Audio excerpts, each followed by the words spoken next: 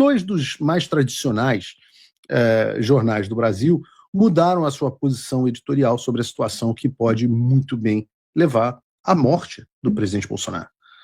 Isso é significativo, né?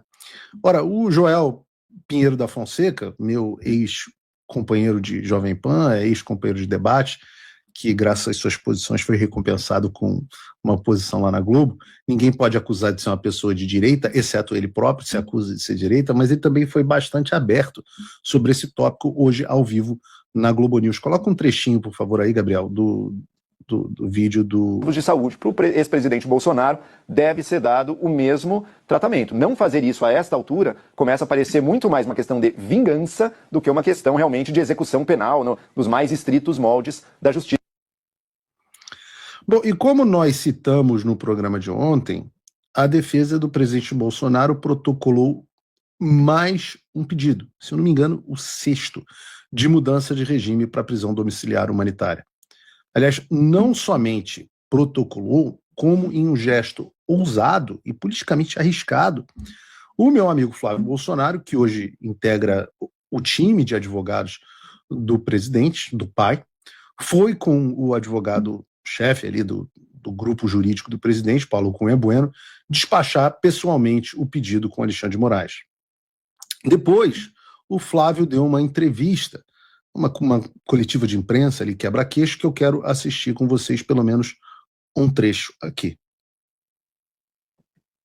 Objetiva, que nós pusemos as nossas preocupações, os nossos fundamentos para reiterar o pedido da defesa para que seja concedida a prisão domiciliar humanitária. Como foi a recepção dele? A conversa foi boa? Uma conversa ali objetiva, né, como advogados, e pediram audiência com o juiz da causa.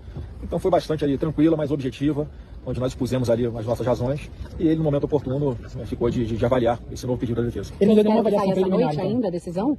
Não deu prazo a decisão, ele tem ali o tempo que ele achar necessário, como o juiz da causa, tá?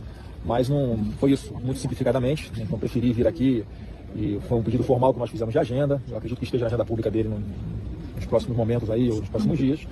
Mas eu faço questão de, com toda a transparência, vir aqui conversar com a imprensa, que vocês estão aqui cobrindo a situação de saúde do presidente Bolsonaro.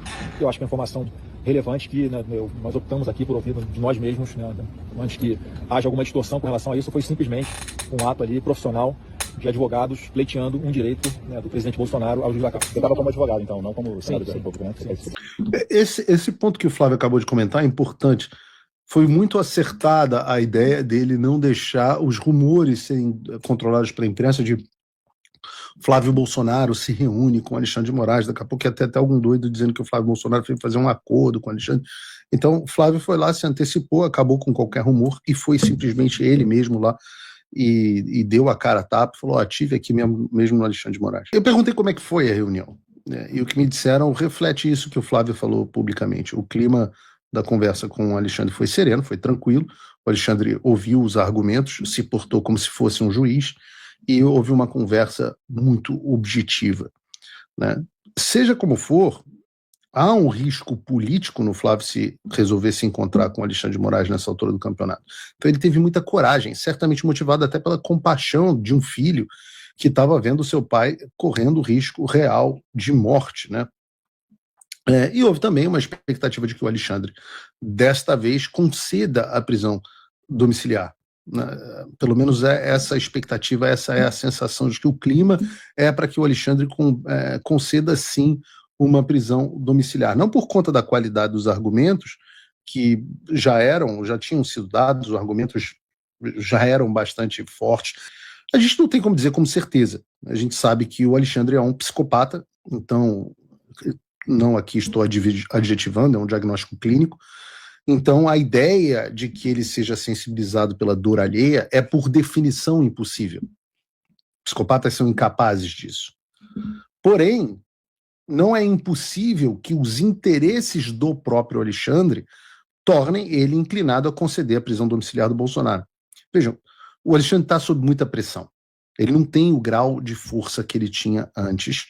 E há um consenso dentro do establishment hoje de que o Bolsonaro precisa ser mandado para a prisão. E quando eu digo aqui establishment, eu quero dizer o Globo, o Estadão, que nós lemos aqui a reportagem, né? Eu quero dizer também a contrapartida, o editorial, perdão, eu quero dizer aqui também a contrapartida deles no sistema financeiro, que é a Faria Lima.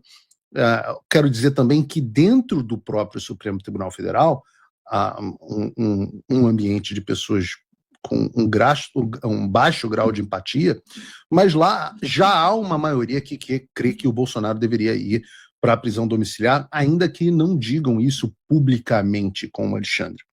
E você pode não acreditar no Paulo Figueiredo, e tudo bem, não tem problema nenhum, mas talvez vocês acreditem numa das porta-vozes do sistema, que é a Globo News. A própria Andréa Sadi publicou sobre isso hoje no G1, escrevendo assim: ministros do Supremo Tribunal Federal defendem nos bastidores a concessão de prisão domiciliar ao presidente Jair Bolsonaro desde os novos problemas de saúde após a prisão.